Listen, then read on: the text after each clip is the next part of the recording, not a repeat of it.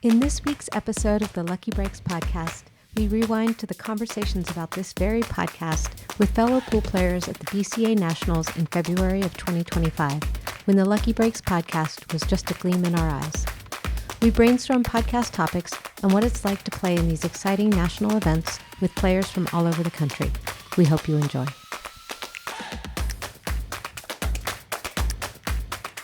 You were saying you think amateurs are the right audience for this. Tell me more. So I think like from entry-level pros to entry-level players in general, that range is probably who listens to, and this is, by the way, without looking at any proper statistics, that's probably who wants the information the most and who's it's going to be most applicable to. Yeah. For growing within that range is probably who I can really speak to. Right. Now, who we're interviewing, like that is where we can target some of the greater minds of the game, and then also some of those kind of people at my level are a little give or take some.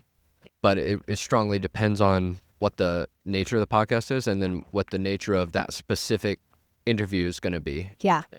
Grab a chair. CJ, this is Josh Watson, CJ Robinson. He's played at US Amateurs as well. So anyway, CJ is my coach from the Bay Area. Okay. And we could ask CJ his opinion too on this podcast thing. Josh and I are just brainstorming this podcast idea that we have, thinking about who the audience would be for it.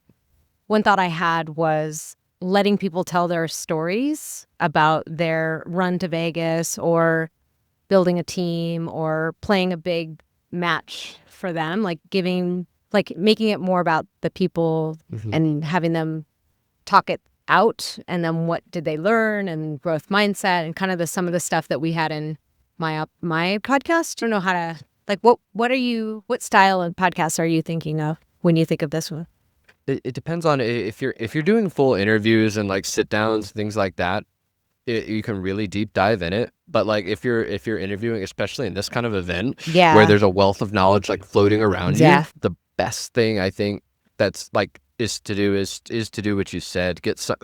If you know somebody's got an hour or two between their matches, get a 20-minute. There's a lot of questions to be asked in 20 minutes. Yeah, and it's also fun to get like a snippet from one of the pros who just wins a match. You almost never want to talk to somebody who just lost a match, but you should all like talking to somebody who just won a match. You can say, hey, you were down 1-4. What did it take for you to get mentally correct to come back to that? Was it just all the rolls? Like, did you go to your happy place? What happened there?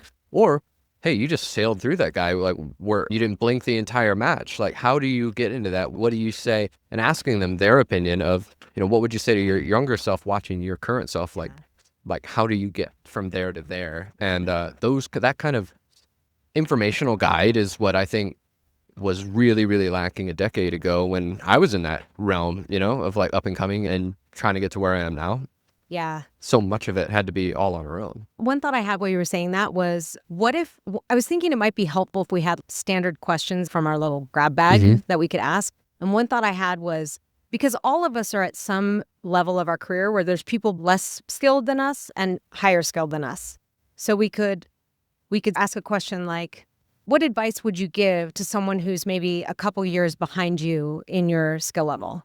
What advice would I give to a skill level 3 or 4 on how to get to 5, 6 in moments? Or what advice would I ask from someone who's a couple levels above me?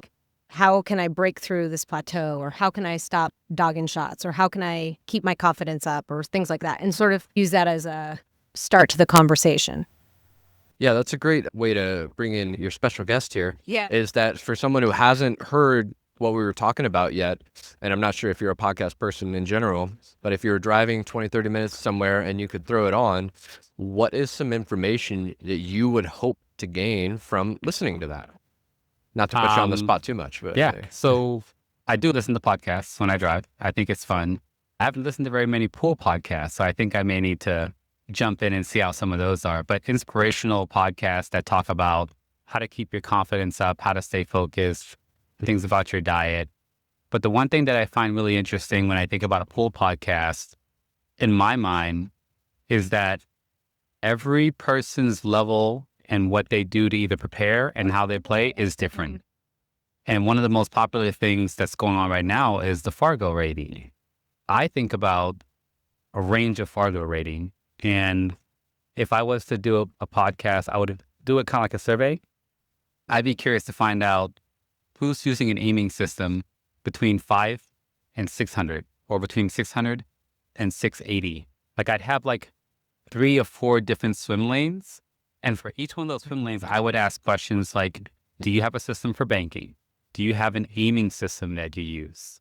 And if you're catching someone after they finish their match, what usually happens is they maybe can refer back to 1 or 2 incidents where their preparation, their aiming system, their banking, something actually helped them win that match. And that's different for every skill level. So between 4 and 500, it might be different. Between 5 and 600, it might be different. And now you're collecting data that maybe you can relay and portray on to others when you're having the podcast. And we say we find it more common, maybe between 500 Fargo and 580 Fargo, they're actually using a naming system, or they're doing feel, or they're using a mirror system for banking, or so on, or they're doing a certain pre-shot routine.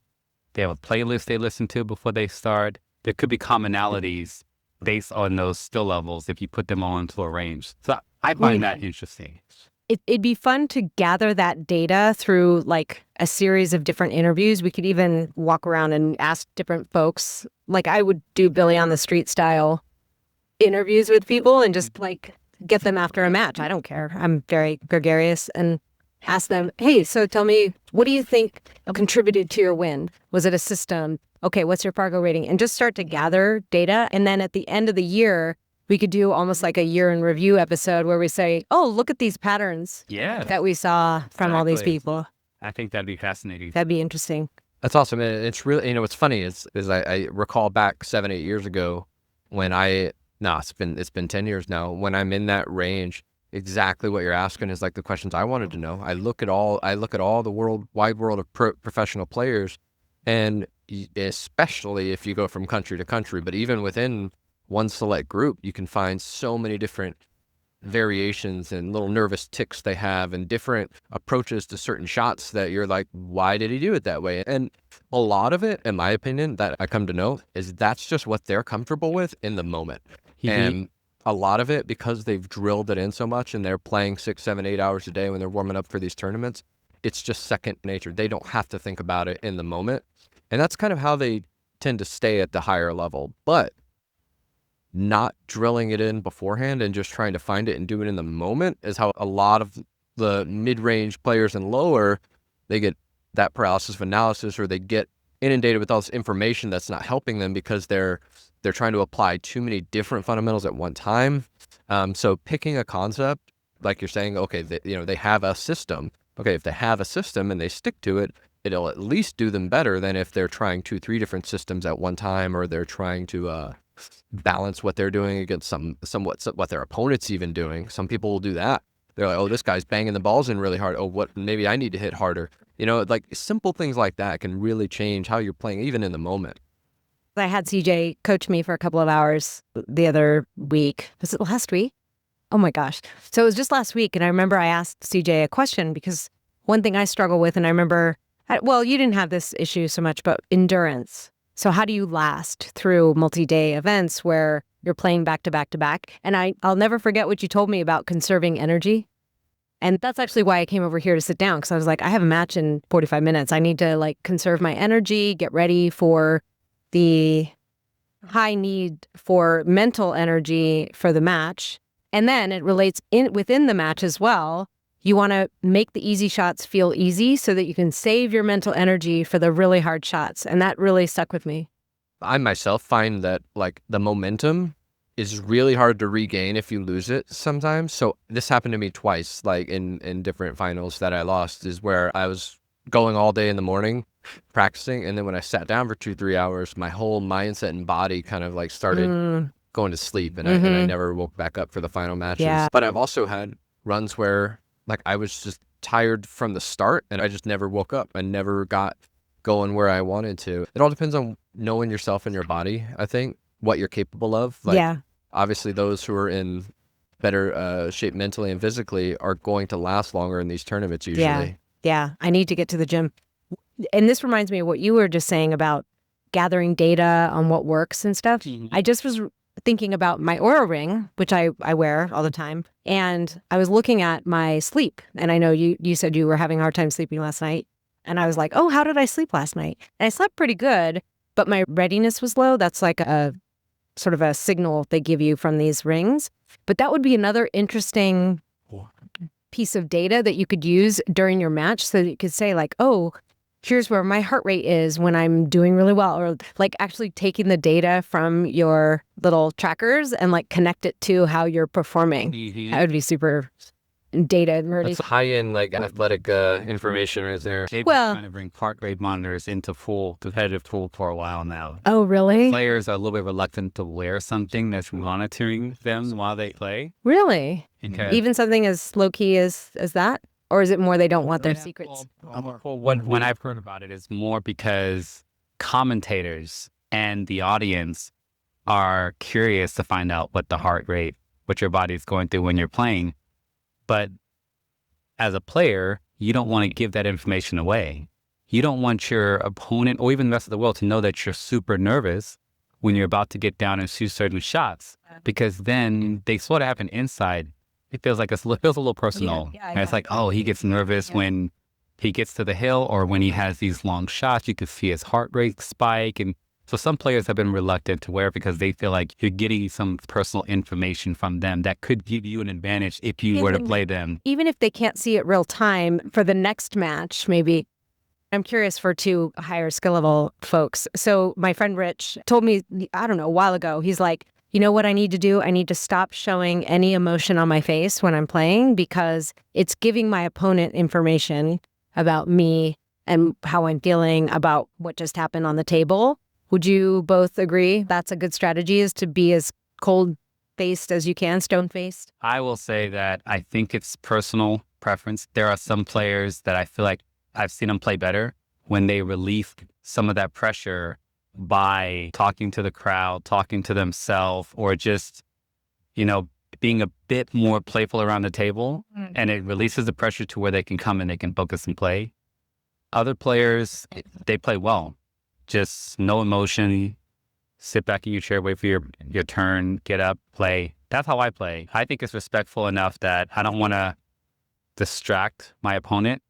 I don't want them to think that I'm, either reveling in their miss or smiling or talking to them. If maybe they're trying to stay focused on a shot, they have music on or something. So I try to keep my emotions in check, make sure I'm sitting down, I'm polite. When it's my turn, I get up and I play, and I'm just focused about what I do. But I've seen it benefit. I've seen it work both ways. So I don't know if there's one that's better than the other. Yeah. Okay. You had a great point. It really does depend on the person. Some people, they want it super locked up. They don't want to hear a sound. They don't want to hear a pin drop, and they want nothing but, the air. They don't want a whoosh in the air will distract them, and they get upset at anytime that happens. Other people, I like some ambient noise around. I like things going on, and also it gives my mind a rest from the game while I'm sitting in the chair waiting, because eventually at some point in the game, you're going to have to sit down, and what you do in the chair is very important too, and how you mentally absorb what's happening. Guys break and run on you, a couple of them, there's nothing you can do about it. So how do you absorb that, and how do you respond? Are you now more nervous because there's more pressure for you too? Are you going to perform well? Same thing just happened to me in that match, where every miss, I get to laugh it off and I get to go up. And I always tell myself how stupid I am for taking certain shots. But when I'm there at the table, though, I'm not carrying that. Where a lot of people think that, oh, you got to talk stuff up, beef yourself up or something. And it's like, that's not helped me get to where I am. I've tried it. It hasn't helped me get to where I am now. It's like, honestly, brought up a good point, is that getting that nervous energy and that kind of just saying it, and then I can move past it. It's kind of the way I am. And then I can start thinking about, now what am I going to do next because of that? How do I make up for what just happened? Yeah. Because those mistakes are going to happen. They're going to happen again. I'm not somebody who can just pretend like it's all good, but I am someone who, I do notice what you're talking about. When people are like a touch too empathetic, I guess is the right way. When somebody's breaking down, and that's what happened to my opponent, and they're getting nervous. And then the other opponent somehow starts getting more nervous. And even they can be in the lead and they start rattling balls and they start falling apart. Absorbing that energy. They're seeing, they absorb that energy and stuff. And I guess I find it's better to be in my own world in a way. Yeah. I call it psychological warfare. There really is. I think I watched this on one of Shane Van Boning's videos, but he talked about your demeanor when you're in a competitive match. And he actually makes comments like, sit up straight, because if you slouch, your opponent may feed off of that as if you're depressed because you just missed a shot. Our opponent's going to miss a shot, right? But if you miss a shot and you come back to your chair and you're just like dwelling on it, they might be the same way. One other comment he made, which I do this purposefully, is when my opponent miss, I jump out of my chair. I jump out of my chair like I'm excited, and I get to the table as fast as I can. Sometimes before my opponent even has a chance to process that he missed, before he has a chance to get back to where he goes, because I want to instill in my opponent that I'm ready. If you miss, I am ready. You're here to play. Instead, I see some people who maybe they're distracted, maybe they're on their phone, they're trying not to think about the match, they're trying to put their mind out of it. The person misses, and they're like, oh no, it was my shot, and it seems like they're not fully focused. Your opponent can feed off of that. And if you're not fully focused, they're like, cool, I can be a little bit more loose. I can take a few more chances. I can do a few more things I normally wouldn't. Should go to my... Whereas if you're focusing, you're jumping up and you're ready to play, your opponent's like, man, if I miss again, this person might run out on me. That's your demeanor. That's the psychological warfare. Yeah, so much to this game. Okay, I have a match in 20 minutes. I should probably go to my table. Do you all want to continue chatting? I gotta go. You gotta go? I'm going to the chiropractor. A bit of self-care that really helps. Yeah, you talked about that. I have a chiropractor thing to do, and we're going to a movie tonight, so it's like just to relax to get out of the hotel. I don't like if I'm not playing, I don't like being around it because then I'm thinking about it and I'm watching. You kind of mentioned that kind of fatigue. The physical fatigue is one thing. A whole another mental thing is just like the more you watch, and it takes some energy to like absorb it and to watch them and get excited. You're losing that adrenaline because you're getting excited about other things you don't need to be like. Are you an introvert or an extrovert? Extroverted introvert. Okay, It's like most of the time I keep to myself, but I'm an easy can to crack open. And then I start personality vomiting onto everybody. And I'd rather, especially in times like this, when I'm not playing, I'd rather go be by myself. Honestly. I'd rather do my own thing or with people that are close to me. Okay. Because especially like having, and everybody now, so everybody wants to say hi to you too. But when that happens, it's like you don't get a break. But I knew that for a couple of years now. Whenever you start wearing patches and representing other brands and stuff like that, you have to have that. It's expected of you. Thank you both. In case we use this audio for the first episode, we're still working on a name. Okay. All right. So hi everyone, it's Sue Leader again. I'm at the BCA Nationals and I'm here talking to Mike Holt. Mike, we're asking folks about their experience with the BCA Nationals. Can you tell us a little your history with this and when you started coming and tell us about that? Well, this is my third successive year. I first came after discovering the BCA League. I'd basically not been playing. I used to play snooker back in the UK when I lived there. And when I moved to San Diego, I thought I'd start playing league pool. So I did a bit of APA. Wasn't my thing. And I discovered the BCA and Fran Smith in on-cue billiards. And I got my matches in and I came to Vegas and I'd heard about it. Huge halls full of pool tables. And believe me, it totally exceeded my expectations. I thought it was magical. I was enchanted when I first came in. I was a kid in a sweet shop, like the mecca for all billiards enthusiasts. And so I played in the 9-ball singles and the 8-ball singles and the second chance 8-ball singles that first year. Didn't do particularly well. And I lost in a bunch of minis as well. And I found myself very nervous and I didn't get used to the conditions that well. But the second year, last year, I had been playing a season of 8-ball with my colleagues in the Spin Doctors team. That's Brian Rooley, Jesse Sturm and Wayne Crow. And Wayne is very experienced. And together we formed 2 Scotch doubles pairs. So Jesse and Brian played one and I played with Wayne. Although that was, talk about nerves, I felt the nerves extremely with that one. I mean, I'm talking about dogging a couple of real easy 8-balls because I was in bits. Oh, wow. But I think sometimes you kind of got to feel the pressure, put yourself in that situation before you can like learn how to deal with it. Almost like learn to lose, then you can learn to win. Yeah. So anyone who can just go into that cauldron and that crucible of pressure and perform and get a result straight away, I'm amazed by them. I think everybody crumbles a bit. So it's about learning and getting stronger that way. So we had great fun last year. But we didn't do particularly well. Although Wayne, he cashed in all the events that he played in. So that was great. Last year, wow. And that's one wonderful thing about this event. You come with a bunch of friends and you see all the other people. We've seen 10, 60, 70 people from San Diego. And some of those have done really well. I know Anton, he's playing today. He's going to get at least $2,000 if he loses, and he's in with a chance of $10,000. So there's good money to be won. Amazing. And it's not necessarily just for all the best players. There's all the different skill levels. Yep. And then at the end of the day, Paul, a lot of it, as we said earlier when we were chatting, it's about, the mental side of the game. And I think that is really what makes the difference between the people who can be left standing at the end of the 10 days or 12 days that we're all here. Yeah.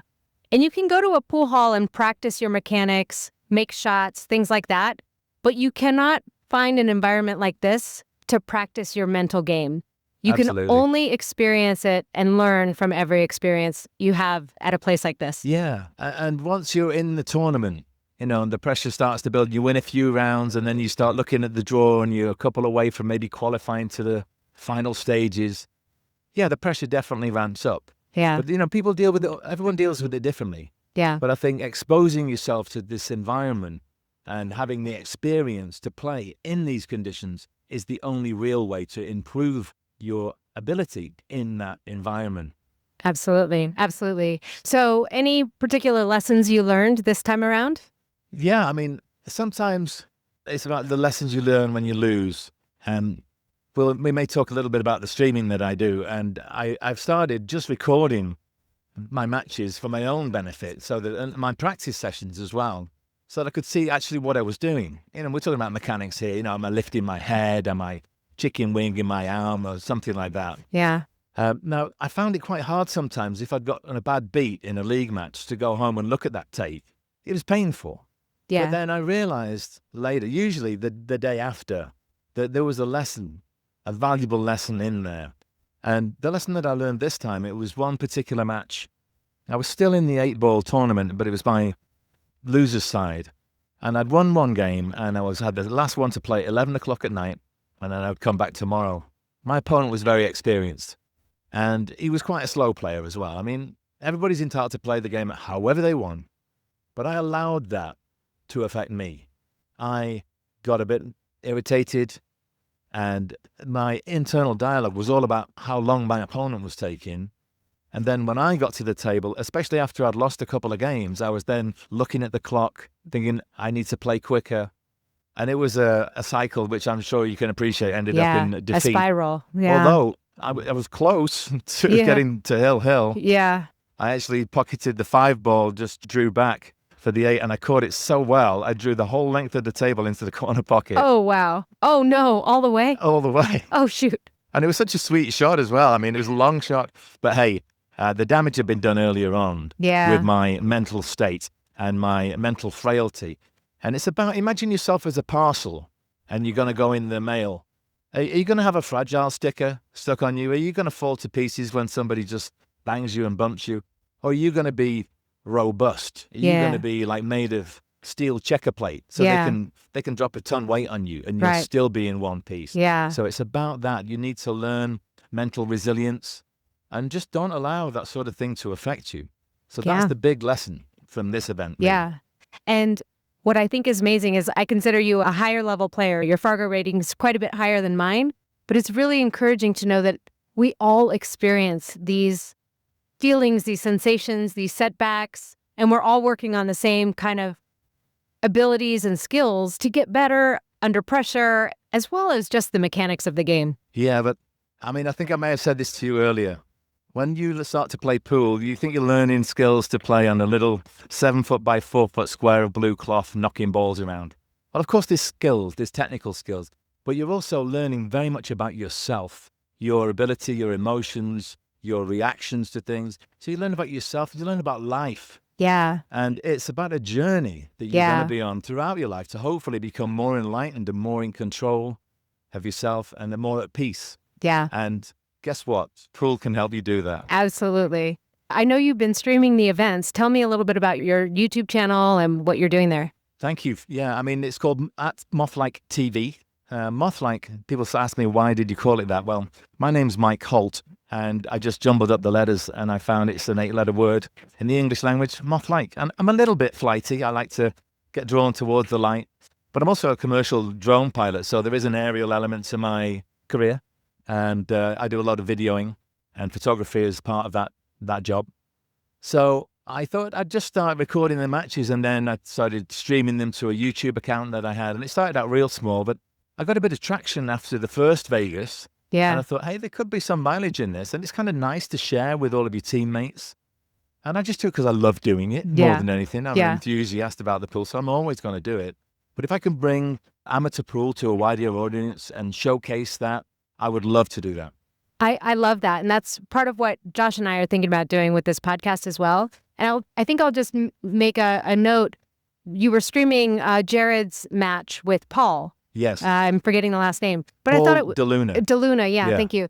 So I thought it was so cool that Paul's brother logs in and is giving us chats and cheering on his brother over the YouTube stream because he couldn't be here in person. Was there. That's so cool. A bunch of other people. Yeah. It was great. It was really wonderful. So I love to be able to do that. And I had a message on Facebook Messenger from some guys in Canada. Oh, so cool. And they were able to watch their friend's late night match against Jared last night. Yeah. You know the Canadian guy who we beat last night? Yeah, When we did that late night thriller. Oh, yeah, yeah. So it's just a wonderful thing. And I love doing it. Yeah, and everybody who's here, this is a big deal for all of us. So many people have traveled so far. They've been building up to this event. So, it's an amateur event, but it's a big deal for us who are experiencing it. So it's really nice to share it in a celebratory way like your live stream does. Well, thanks. So anybody who's listening, it's at Mothlike TV. Once again, that's a YouTube account.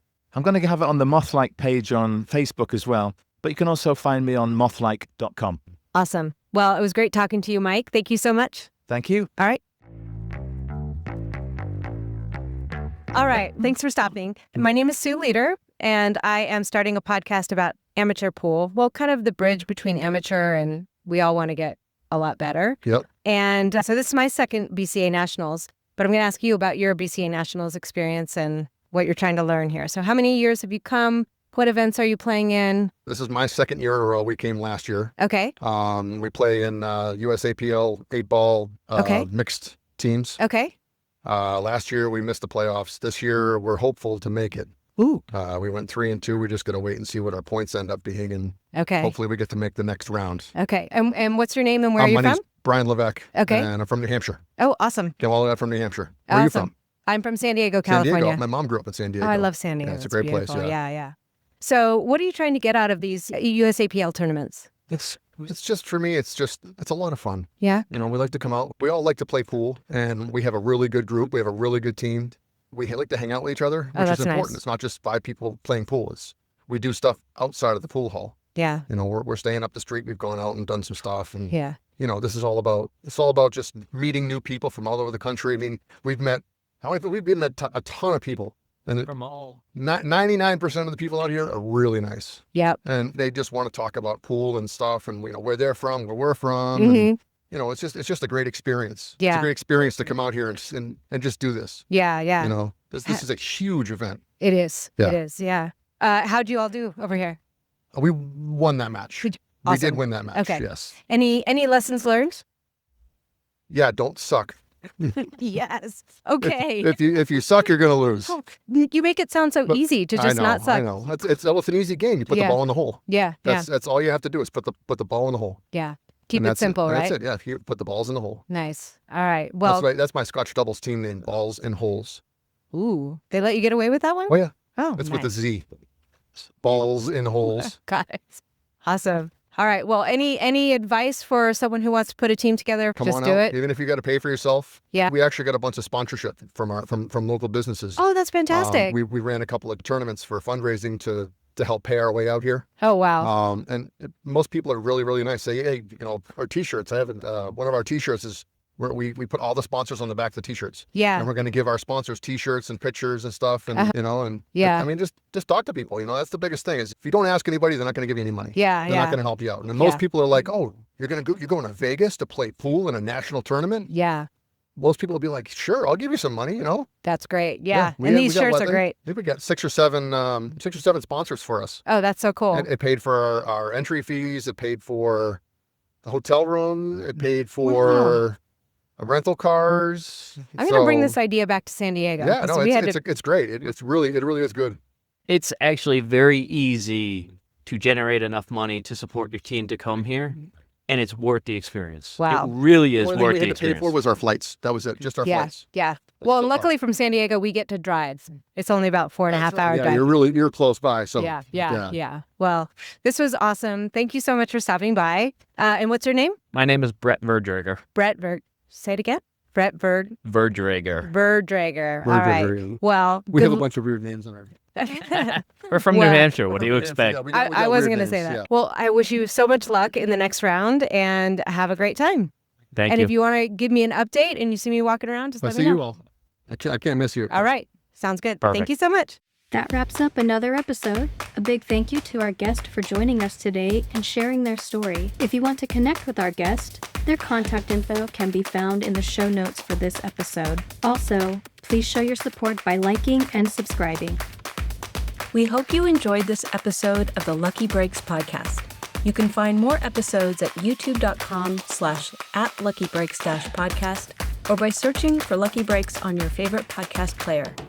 This episode was produced by Sue Leader and Aaron Schulman. Thank you for your support. Sign up to be a guest on a future episode from our YouTube channel page.